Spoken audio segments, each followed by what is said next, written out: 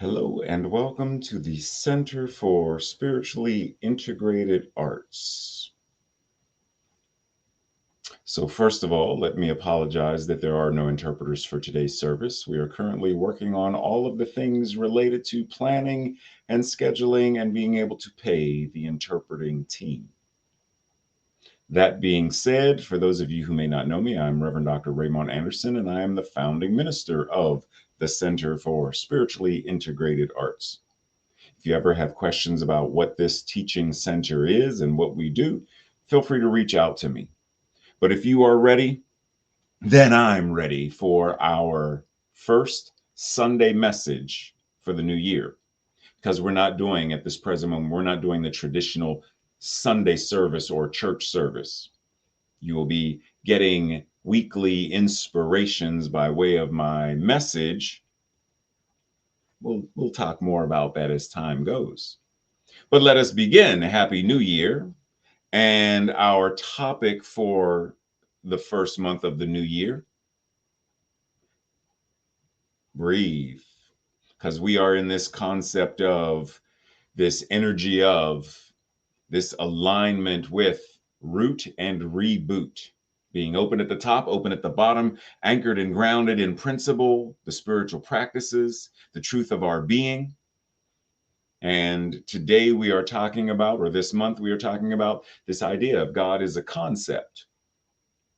What? Say, huh? God is a concept. You heard that right. God is not some anthropomorphic man in the sky on a throne with a beard that's not what God is. It's not what this teaching teaches that God is, right? So God is neither male nor female. God is not cisgender. God has to be both and neither nor everything in between. God has to be gender rich, gender fluid, if anything, because it is also genderless. Breathe. Yes, because we're going all in, starting right here and right now. So this idea of the old man in the sky, that idea, that anthropomorphic God, that concept, let it go, let it die. Long live the spirit, the source, the seat of consciousness. So we are beginning today, right here and right now, with this idea and this energy of what it means to live out loud. The way we were created and are intended to live our lives out loud, not quiet in some back corner, not quiet as the best kept secret in a closet. That is not why we are here. That is not what we are. We are here to live out loud, to live our best lives. And anytime we see someone else who is unable to, for a variety of reasons, because of the system in which we live, that it prohibits them from living their best lives, then we who understand this, we who are engaged in this, we are responsible and accountable for changing the system so that they too are able to live their best lives out loud. Breathe. When we think of God as a concept, to borrow John Lennon's famous words, we free ourselves from the yoke, and what a yoke it is, of humanity's history of religiosity. Instead of God being out there and up there, God as the concept, God not as I said before, not as he or she, but more of God as it, capital I, it, God as it, being in our world allows us to consider God as this creative force that is in us, as us, moving through us. It is that essence, this divine beingness that is who and what we are, and that is a universal principle that exists in and through all people and things throughout all of this thing we refer to as time. Breathe. Like I said, we're going all in. So, in our declaration of principles, we believe in God, the living Spirit Almighty, one indestructible, absolute, and self existent cause. Do you believe that? This living Spirit, that it's indestructible, that it's absolute, that it's a self existent cause? because this is talking about God. And now if God is a concept, well, how do I embody this? More from the Declaration of Principles. In religious science, God is absolute and self-existent cause. Therefore, the divine spirit contains within itself infinite imagination, complete volition, and absolute power. And because this is true about it, it must also be true about you and I and all to some degree. Infinite imagination, complete volition, and some aspect of this absolute power. Once again, if it's true about God, then it must be, because God is all there is, then it must be true about each one of us. But once again, how do we embody this? Well, let's pause for a moment and think about God. Where is God? See, it's easy to think about when I say the word God, when you hear the word God, when you read the word God, to think of God in the sky, in the heavens, in the clouds. It's easy to think about God there. But why do we not think about God right here in any city, not just New York, but any city, in every city, in every hamlet and village and town, and every shrub and bush and valley, that God is everywhere present all the time? Where does this concept of God in the heavens, God in the clouds, where does that concept come from? Where does that idea come from? Where does that belief come from? Why, when we think of God, why is it so easy to think of this as God? Old guy in the clouds, old guy, white guy, old guy, white guy, clouds, beard, old guy, white guy, clouds, beard, powerful. Where does this belief come from? Where were we indoctrinated and conditioned to buy into this? Right? Like, really think about that, because we weren't born with this. This was given to us. Because if we really want to ask the question, why that and not any of these for the majority of us? Because each of these, someone somewhere thinks about God. But when we in the West, typically in the United States of America, typically the majority of us, when we think about God, it's that old white guy with a beard in the heavens, on a throne, judging, destroying, etc., being angry, vengeful. Why? And all of these, someone somewhere believes them, or at one time believed them. Are these not also the many faces of God? In the same way that someone can have an apple in their hand, are there not many ways that this apple can be apple pie, apple cider, apple sauce, apple fritters, apple, right? Like, so the concept apple can be shown and digested in many vast imaginative ways. And yet, back of the pie and the cider and the fritters, there's this. Whatever we call it, there's this fruit, this edible thing, that from this, all of these came into being. So why not? Why not embrace the many faces of? Since God is a concept anyway, does it matter the face of the concept? Ask yourself that. And it may for you, it may matter. You may not care for Thoth as the face of God. You may not care for Shiva or Amaterasu as you may not care for that. Oshun, you may not care for that as the face of. Okay, but why not?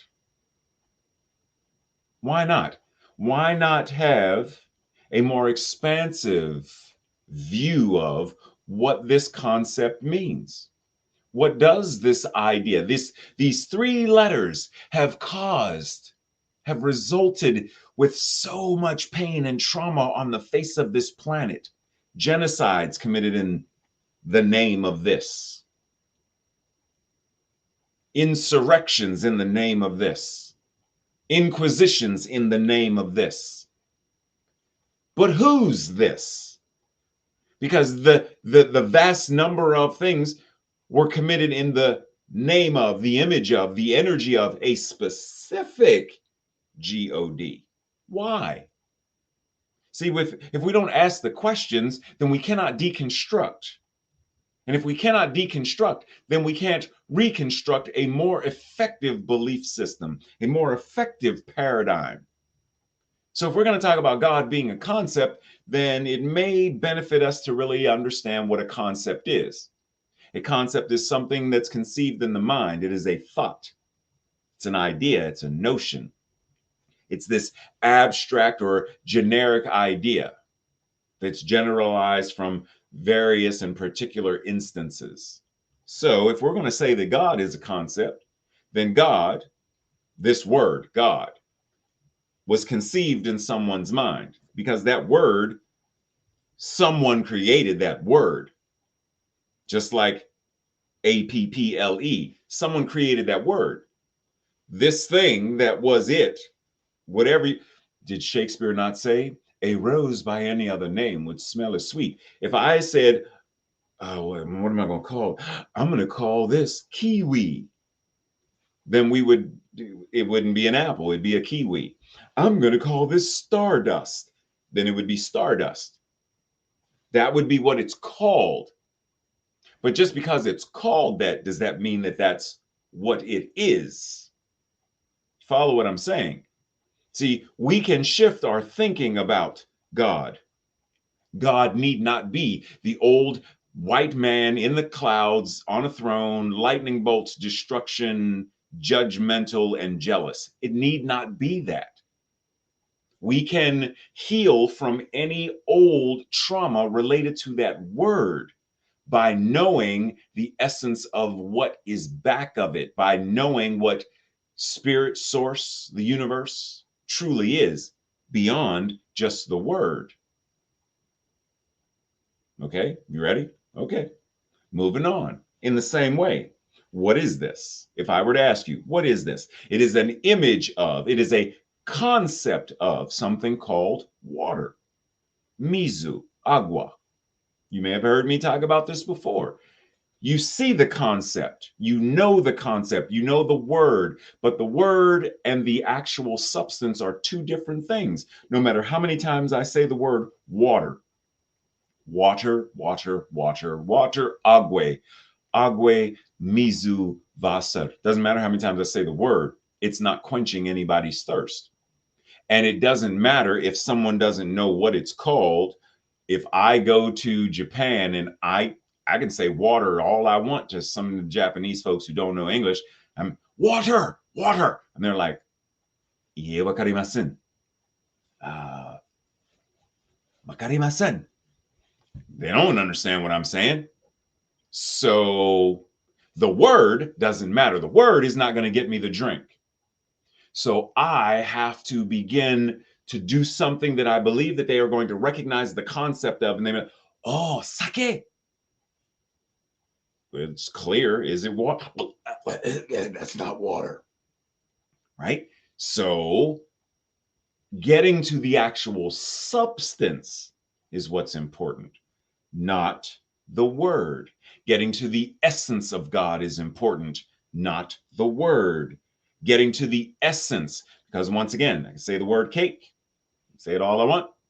I can't eat the word, can't really eat the picture. I can try, but it's not going to do me any good. It's a concept. This image is a concept. It brings a certain idea into your mind, just like that word God brings a certain idea into your mind. But that idea isn't God. This idea isn't cake. This idea of beauty means what? What is beauty? Is beauty not subjective? To a certain degree, is God not subjective? Because think about it. For some, God, Allah, and God, Elohim, and God, Oshun, and God, Odin, and God, I can go on and on, Ra, and God, I can go on and on and on and on and on. Each person has their own understanding, their own relationship to that concept. If we want to partake of beauty, whether that is beauty as seen in the rising of the sun or the setting of the sun, then we have to go to that place where the sunrise and sunset occurs. If we want to partake of the beauty of a work of art, then we must go where art is being displayed. We must be in the presence of it to truly experience it, to embody it, to become one with it. This is absolutely no different than God, source, spirit, the divine. We are being invited to a new level of experience with the divine. So this word, phrase, work experience, what does it generally mean? If I were to ask you, what does it mean to have work experience? According to the dictionary, the definition, an experience of working, such as you don't appear to have any work experience at all, an experience of working. Work experience, a short period of time spent in a workplace, usually by young people, so that they can learn what it is like to do whatever that work is, right? It's doing, the experience of working, a period of time in a workplace, right? So if I'm learning computers, then the workplace must be computer place. If I'm learning to cook, workplace must be cooking place, dancing place, typing place, hospital place, medical care place, right? I'm not going to learn how to do woodwork if I'm at a car shop, car dealership, auto mechanic shop, right? If I want to learn how to work on cars, then I go where people work on cars. If I want to learn to fish, then I go where people fish, not the desert, right? So, what does this have to do with what we're talking about today? Well, work experience and God experience are absolutely no different.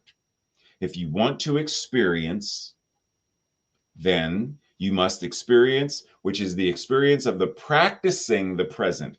Practicing the present, the same way you practice woodwork, you practice the trombone, you practicing the presence. Practice God, engaging in practices that encourage and nurture the mystical experience of oneness. How do you engage in the practice of feeling and being one with God? God experience is the active and engaged practice of God, no matter the amount of time spent in a workshop, workplace, airport, taxi cab. Doesn't matter where you are, coffee shop, grocery store, doesn't matter where you are. Waiting room, doesn't matter where you are. Whether you are among friends, among family, among strangers, doesn't matter where you are or who you're with. It is how you practice the presence of God wherever you are. That's God experience. Now, we could spend a whole day talking about, well, what does it mean to practice the presence? What does it mean to engage? What does it mean? And we're going to be talking about that over the next couple of weeks. But right now, simply think about the idea of what does it mean to build your resume where you are right now? What is your current God experience? What are your current spiritual practices? What do they afford you the ability to feel and the ability to do in your lives and in the world? Meditation. What does it afford you the ability to feel? What changes in your life? What changes when you now go out in the world and live your life? What changes? What are you feeling? What are you doing as a result of meditation? As a result of music? As a result of journaling? How are these practices changing you and how you show up in the world to be able to live out loud? Build your spiritual resume as a practice. Once again, from our Declaration of Principles, back of all form, there is a divine substance. Hid within every appearance, there is an adequate cause. If we judge by the appearance alone, as though it were self-created, we make the mistake. We make the mistake of thinking that that shadow is the substance, right? We think that that picture of cake is cake. We think that the picture of water can somehow be consumed. It can't. When I see my body, I somehow don't see that this body is the divine incarnating. I simply see a body of a 56-year-old African American man who's aging, who's not as flexible as he once was, who is currently experiencing a health challenge, whatever that means, blah, blah, blah. It's easy to only see that. But we are invited to move beyond that and not judge by appearances, not alone, but to also understand that back of this 56-year-old body is that body of God that is infinite and ageless. Back of this form, there is that which is beyond form and is the form of everything, called by many names. This body is divine substance in form. This body is the body of God, literally. Why would I not appreciate it? Be grateful for it. Take care of it. Breathe. Because that's our invitation, to start to understand that this idea of what it means to embody the divine by changing what we think of it and recognizing that by changing the concept that we have, the beliefs that we have about it, it then changes the beliefs that we have about ourselves. It changes what we think about ourselves, how we treat ourselves, how we care for ourselves. And if we're going to change how we take care of and treat ourselves, we're also going to change how we take care of everyone else and everything else, including the planet itself. Breathe. So back of. How often when you see someone standing in front of you in line, how often do you think, oh, there's a skeleton in there? Oh, there are muscles on top of the skeleton. Oh, there's a circulatory system in there. Oh, there are organs in there. Oh, there's a nervous system. How often do you really X-ray vision see through all of the parts and pieces of someone standing in the grocery line in front of you? Very rarely do we see that. Do we pause and really think about that? But we know it's there. When we sit here right now, we know it's there. Because if the person had no skeleton, bloop, they'd be a blob. So clearly there's a skeleton in there somewhere. Okay? So does this not also apply to the idea of God, source, spirit, being in there as well, being around there as well, being the very substance of it as well? Because if I look at this person and all I see is, oh, that's Miss Margaret and she's buying groceries for the week. Oh, Miss Margaret has a skeleton and muscles and organs and a circulatory system and a nervous system and is made up of trillions upon trillions of atoms, molecules, quantum particles, et cetera, et cetera, et cetera. But when I'm able to pause and say, this person is more than just a person. Miss Margaret is also all of these physical parts, all of her emotional parts, all of her mental parts and memories and all of that, everything that she loves and likes and all of her hobbies. She is a multifaceted, multidimensional being. And part of that includes she is divine, she is source, she is spirit incarnating itself as her. And the more I am able to see that in another, the more I'm able to see it in myself. And the more I'm able to see it in myself, the more I'm able to see it in another. And the more I'm able to see it in another, I see it in myself. Get where I'm going? It becomes this reciprocal loop of, as I give, I receive. As I receive, I give. As I inhale, I exhale. And I exhale and I inhale. This loop of life continues. This loop of divinity continues. by our recognition of it, our engagement with it, our practicing the presence of it. Breathe. In the Chinese Dao, this idea of the Tao is defined as the absolute principle underlying the universe, combining within itself the principles of yin and yang, and signifying the way or code of behavior that is in harmony with the natural order. Yin and yang, the flow. Masculine, feminine, dark, light, up, down, hot, cold, all and all, the absolute, in all of the ways that the absolute shows up. This idea of duality being a unity. It's not yin or, it's yin and yang, or technically yin yang. It's not even and, because they're both. It's why you see within each a circle of the other. You cannot escape. Within yang there is yin, within yin there is yang. So why would there not be within human there is God, and within God there is... Just saying, what if? What if we completely flip the narrative of what we normally think about God and ourselves? Remember what I said before about that idea of Miss Margaret has a skeleton? You realize buildings have skeletons too, right? What else has a skeleton? What else has a form that makes it what it is? Because once again, if I can identify this, that the building doesn't just exist, that there is a concept that creates it, there is a form, there is a structure, and back of that, there is the divine. It doesn't just work with people, it's everything.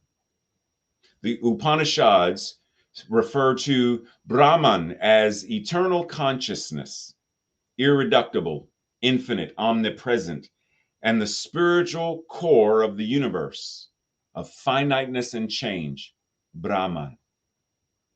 There's a phrase you may have often heard me reference, Aham Brahmasmi, I am Brahman. I am that absolute. I am that eternal consciousness. I am that infinite omnipresence. I am that. What it is, I am, because it's all there is. Am I willing to practice that? Am I willing to bring that awareness into my life? Remember what I said about that building? And back of that, there is a concept, blueprint. Blueprint drawn. From the drawing, it's constructed. There is a blueprint for everything that we're doing in our lives. We may not sit down, draw it out or whatever, but there is a blueprint for why we act the way we act, what makes us behave the way we behave. Sometimes the blueprints are memories, and sometimes those memories are trauma. And there's all these other things that go on, our habits, blueprint.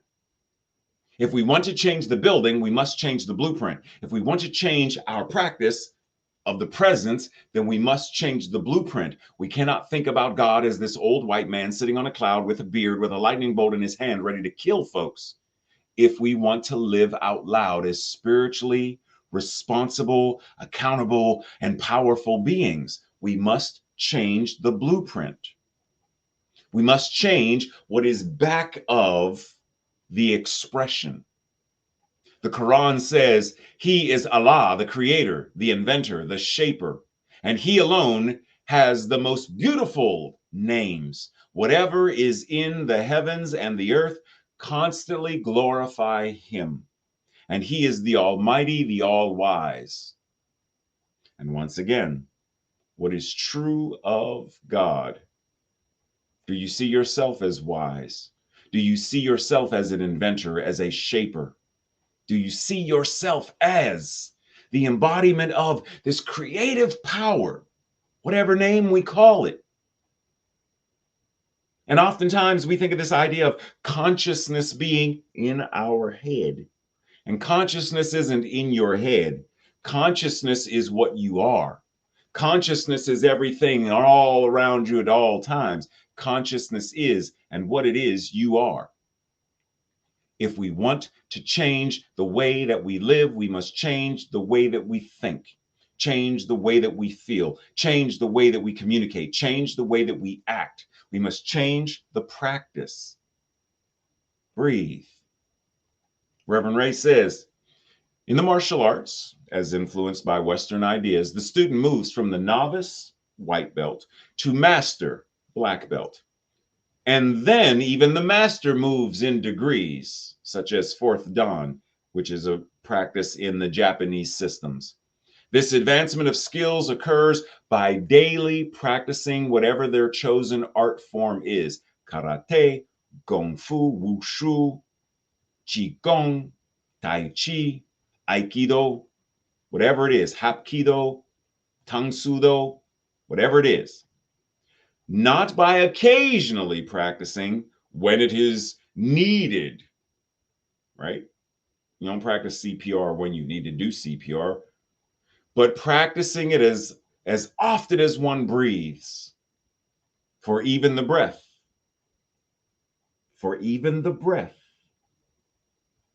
is a practice. So how do we breathe effectively? So ask yourself, am I willing to dedicate my life to spiritual practice, to spiritual principle, to practicing the presence? Am I willing to dedicate my life to my spiritual practices? Am I willing to dedicate my life to practicing spiritual principles? Am I willing to dedicate my life to practicing the presence, to practicing God?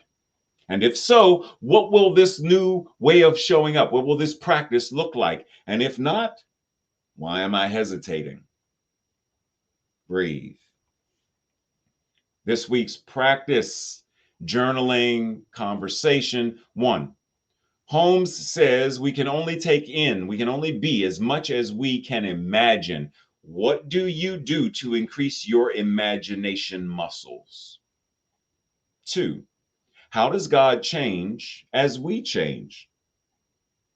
Is God the same today as God was when you were 5 years old? How does God change when we change? How do we grow into our idea of God? How does God grow into our idea of us? And 3, have a conversation with 3 people about A and B. 1, how might you discuss God to someone who is a person who is religiously opposed to this teaching? 2, what does it mean to practice the presence? In other words, to have God experience. Have a conversation about that. See what comes up. Breathe. This week's affirmation or declaration, I'll say it first, and if you feel in resonance and of one accord with it, then say it with me on the second time around. I am present with what is. I open to possibilities. Together.